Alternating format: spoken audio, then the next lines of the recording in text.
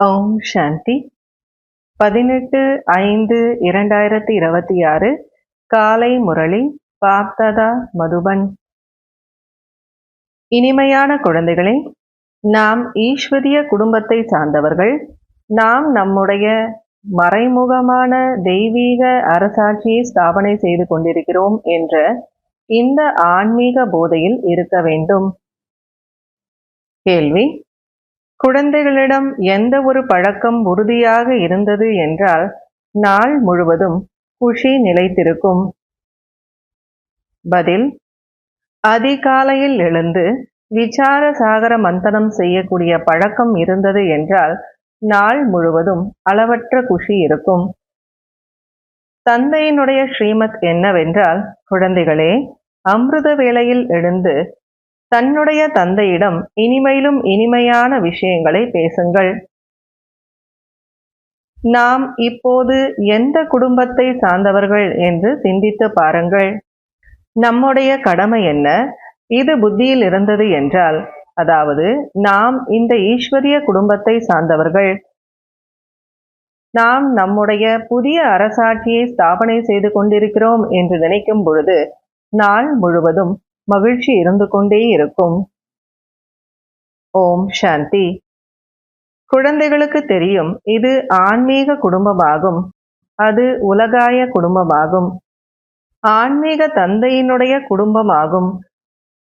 எப்படி லௌகீக வீட்டில் தாய் தந்தை குழந்தைகள் இருப்பார்களோ அது எல்லைக்கு உட்பட்ட குடும்பம். இப்போது உங்களுடையது எல்லைக்கப்பாற்பட்ட குடும்பமாக இருக்கிறது. இப்போது நாம் வீட்டிற்கு திரும்ப செல்ல வேண்டும். பிறகு தெய்வீக அரசாட்சியில் வர வேண்டும். அங்கே இருப்பதோ தெய்வீக குடும்பமாகும், அது அசுர குடும்பமாகும். இதுவோ உங்களுடைய ஈஸ்வரிய குடும்பமாகும். ஆன்மீக பாப்தாதாவினுடைய குழந்தைகள் சகோதரன் சகோதரி ஆவீர்கள். இது ஆன்மீக குடும்ப மார்க்கமாகும். சத்யுகத்தில் ஈஸ்வரிய குடும்பம் என்று கூற மாட்டார்கள். அங்கே இருப்பதோ தெய்வீக குடும்பமாகும். இவ்வாறெல்லாம் தனக்குத்தானே பேசிக்கொண்டே விசார சாகர மந்தனம் செய்ய வேண்டும். அதிகாலையில் எழுந்து நினைவில் அமருங்கள். அப்போது விசார சாகர மந்தனம் செய்யக்கூடிய பழக்கம் ஏற்படும். புதிய வீடு எப்போது முற்றிலும் தயாராகி விடுகிறதோ அப்போது பழைய வீட்டிலிருந்து ஈர்ப்பு விலகி போகிறது. எது வரையிலும் புதியது உருவாகவில்லையோ அது வரையிலும் ஏதாவது ஒரு பழுது பார்த்து கொண்டே இருப்பது போல இருக்கும். இந்த பழைய உலகம் கூட அவ்வாறுதான். உங்களுக்கு தெரியும், இது பழைய வீடாகும். நாம் புது வீட்டிற்கு செல்வோம். பிறகு புதிய உடையை அணிவோம். இந்த உடலும் கூட பழையதுதான். அநேக முறை நாம் இந்த ராஜயோகத்தினுடைய பயிற்சியின் மூலமாக தெய்வீக அரசாட்சியை ஸ்தாபனை செய்கிறோம். இந்த விஷயங்கள் அனைத்தும் நினைவில் இருக்காது. அங்கே அப்படி நினைவில் இருந்தால் சுகமே இருக்காது, கவலை வந்துவிடும்.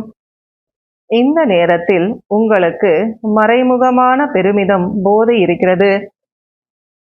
உயர்ந்ததிலும் உயர்ந்த தந்தையினுடைய குடும்பமாகும். இதைதான் ஈஸ்வரிய மறைமுகமான ஃபேமிலி டைப், அதாவது குடும்பம் என்று கூறப்படுகிறது. ஈஸ்வரிய விஸ்வவித்யாலயம், ஈஸ்வரிய வேள்வி என்றும் கூறலாம். குடும்பம் அல்லவா? நாம் மிகவும் லவ்லியாக மாற வேண்டும். அதாவது லவ்லினா அன்பானவர்களாக மாற வேண்டும். எதிர்காலத்தில் நீங்கள் மிகவும் லவ்லியாக அன்பானவர்களாக மாறுகிறீர்கள். நீங்களோ ரூப் பசந்த், அதாவது ஞான யோகம் நிரம்பியவர்களாக இருக்கிறீர்கள். ஆத்மா ஞானம் நிறைந்ததாகவும் இருக்கிறது, யோகம் நிறைந்ததாகவும் இருக்கிறது.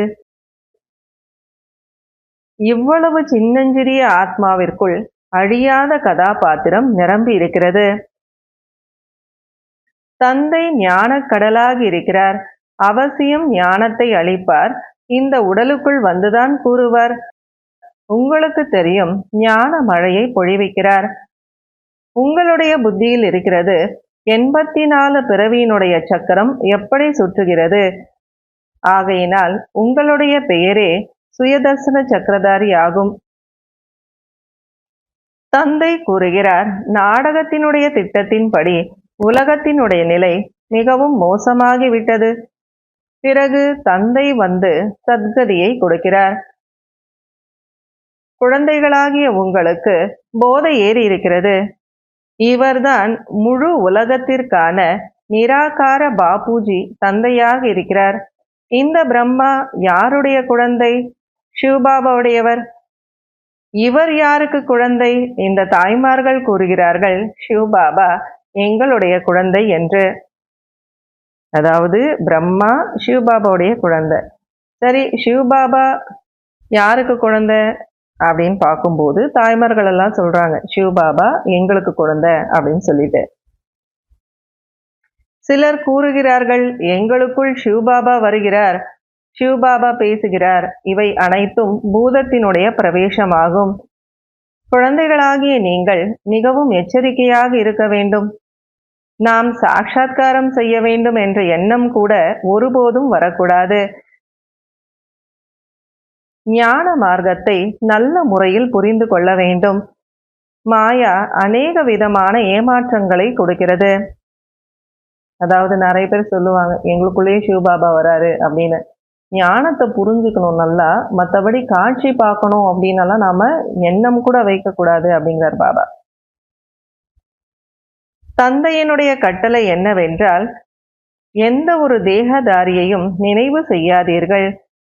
தன்னை ஆத்மா என்று புரிந்து கொண்டு தந்தையை நினைவு செய்யுங்கள். தன்னுடைய நன்மைக்காக தந்தையை நினைவு செய்யுங்கள்.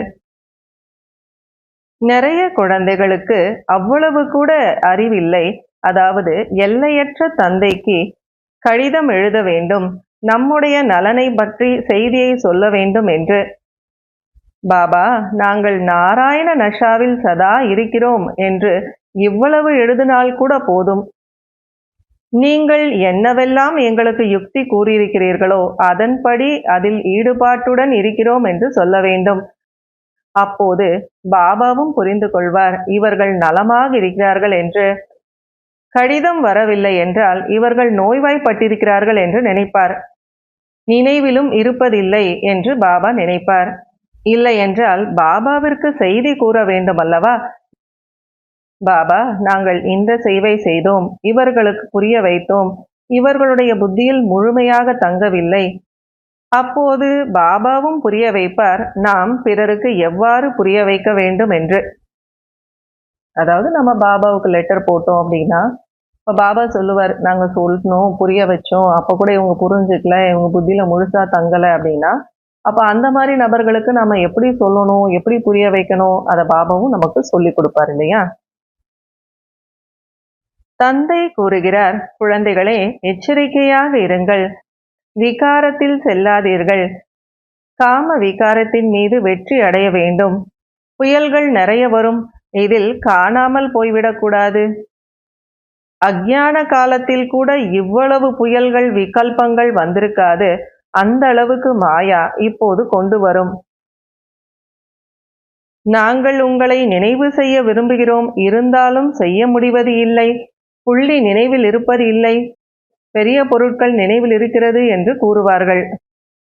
அதாவது சொல்லும்போது சொல்லுவாங்களாம், பாபா நினைக்கணும்னு நினைக்கிறோம், ஆனாலும் முடியல, புள்ளி ஞாபகம் இருக்க மாட்டேங்குது அப்படின்னலாம் பாபாவுக்கு சொல்லுவாங்களாம்.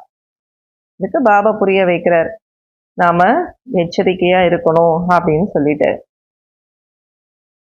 ஆத்மாவிற்கு ஸ்வீட்டான தந்தையின் மீது அன்பு வேண்டும், லவ் வேண்டும்.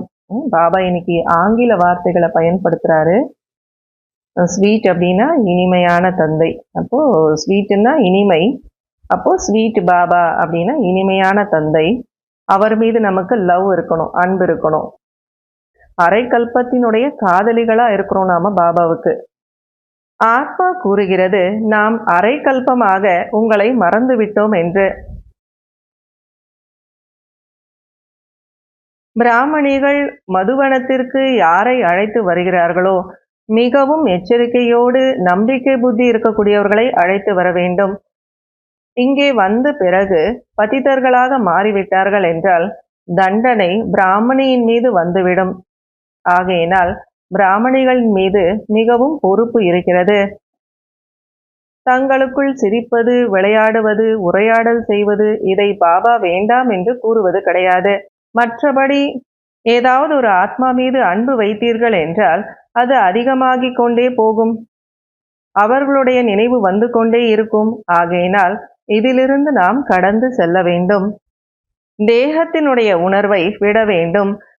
ஆத்ம அபிமானியாக மாறுங்கள். அப்போது ஜாதி வேதத்தினுடைய விஷயங்கள் அனைத்தும் நீங்கிவிடும். பழைய உலகம் தமோ பிரதானமாக இருக்கிறது. அதில் பாகுபாடுகள் மென்மேலும் வளர்ந்து கொண்டேதான் இருக்கிறது. இதற்கு முன்பு பிரிட்டிஷ் அரசாங்கத்தினுடைய நேரத்தில் மொழிகளை பற்றிய பிரச்சனை இல்லாமல் இருந்தது. இப்போது நாளுக்கு நாள் அனைத்தும் அதிகமாகிக் கொண்டே போகிறது. சத்யுகத்தில் ஒரு மொழிதான் இருக்கும். எந்த ஒரு பாகுபாடும் இருக்காது. நல்லது. இனிமையிலும் இனிமையான காணாமல் போய் கண்டெடுக்கப்பட்ட செல்லமான குழந்தைகளுக்கு தாயும் தந்தையுமாகிய பாப் தாதாவினுடைய அன்பு நினைவுகள் மற்றும் காலை வணக்கம். ஆன்மீக குழந்தைகளுக்கு ஆன்மீக தந்தையின் நமஸ்காரம். ஆன்மீக தந்தைக்கு ஆன்மீக குழந்தைகளின் நமஸ்காரம், அன்பு நினைவுகள் மற்றும் காலை வணக்கம். கடைபிடிக்க வேண்டிய முக்கியமான சாராம்சம். முதல் பாயிண்ட், எந்த ஒரு தேகதாரியினுடைய நினைவும் வரக்கூடாது. ஆகையினால் யார் மீதும் அன்பு வைக்கக்கூடாது. இதிலிருந்து கடந்து செல்ல வேண்டும். மிகவும் எச்சரிக்கையுடன் இருக்க வேண்டும். மாயாவுடைய விகல்பங்களை பார்த்து பயப்படக்கூடாது. வெற்றியாளராக மாற வேண்டும். விகல்பங்கள் அப்படின்னா விகாரங்களுக்கு வசமாகி வரக்கூடிய எண்ணங்களை பாபா விகல்பங்கள் அப்படின்னு சொல்றாரு. செகண்ட் பாயிண்ட், தியானத்தில் செல்வது, காட்சிகள் பார்ப்பதில் மாயாவினுடைய மிகவும் பிரவேசம் ஏற்படுகிறது. இந்த பூத பிரவேசத்திலிருந்து தன்னை பாதுகாத்து கொள்ள வேண்டும். தந்தைக்கு தன்னுடைய உண்மையிலும் உண்மையான செய்தியை கொடுக்க வேண்டும். வரதானம். ஒவ்வொரு விஷயத்திலும் சாரத்தை கிரகித்து கொண்டு ஆல்ரவுண்டராக மாறக்கூடிய சரளமான முயற்சியாளர் ஆகுக. அதாவது எளிமையான முயற்சியாளர் ஆகுக. எந்த ஒரு விஷயத்தை பார்த்து கொண்டிருக்கும் போதும் கேட்டுக்கொண்டிருக்கும் போதும் அதனுடைய சாரத்தை புரிந்து கொள்ளுங்கள். பேசும் வார்த்தைகளிலும் செய்யும் செயல்களிலும் சாரம் நிறைந்திருந்தால் முயற்சியானது எளிதாகிவிடும். இப்படிப்பட்ட சரள முயற்சியாளர்கள் அனைத்து விஷயங்களிலும் ஆல்ரவுண்டாக இருப்பார்கள். ஆல்ரவுண்ட் அப்படின்னா எல்லா விஷயத்தையும் அவங்க செய்யக்கூடியவங்களா இருப்பாங்க. அதில் எந்த ஒரு குறைபாடும் தென்படாது. எந்த ஒரு விஷயத்திலும் தைரியம் குறையாமல் இருக்கும். என்னால் இது செய்ய முடியாது என்று வாயிலிருந்து ஒருபோதும் வார்த்தைகள் வராது. இப்படிப்பட்ட சரள முயற்சியாளர்கள் தானும் சரளமானவர்களாக இருப்பார்கள். மற்றவர்களையும் சரளமானவர்களாக மாற்றி விடுவார்கள். ஸ்லோகன். சாதனங்களை பயன்படுத்தி கொண்டிருக்கும் போதும் அதனுடைய பிரபாவத்திலிருந்து விடுபட்டவராக மற்றும் தந்தைக்கு அன்பானவராக மாறுங்கள். இன்றைய அவ்யக்த சமிகை. சதா ஆடாது அசையாது ஒரே சீரான மனநிலையை அனுபவம் செய்யுங்கள். ஒரே சீரான மனநிலையை உருவாக்கிக் கொள்வதற்காக ஒருவரை தவிர மற்ற அனைத்தும் பார்த்து கொண்டிருந்தாலும் தென்படக்கூடாது. நாம் என்னவெல்லாம் பார்க்கிறோமோ இந்த அனைத்து பொருட்களும் இருக்க போவது கிடையாது. ஒரே சீரான மனநிலையோடு நிலையாக எப்போது இருக்க முடியும் என்றால், ஏதாவது ஒரு காட்சியை பார்த்து கொண்டிருக்கும் போதும் ஏன், எதற்கு என்பது உள்ளுக்குள் எழும்பக்கூடாது. இவைகள்தான் வீண் எண்ணங்களின் அலைச்சலுக்கான காரணமாக இருக்கிறது. இந்த ஒரு வரிசை முடிந்த பிறகுதான் சம்பூர்ண தன்மை வரும். அதாவது முழுமை தன்மை வரும். ஓம் சாந்தி. ஓம் சாந்தி. ஓம் சாந்தி. ஓம் சாந்தி. ஓம் சாந்தி. சாந்தி. ஓம் சாந்தி. ஓம் சாந்தி. ஓம் சாந்தி. ஓம் சாந்தி. சாந்தி.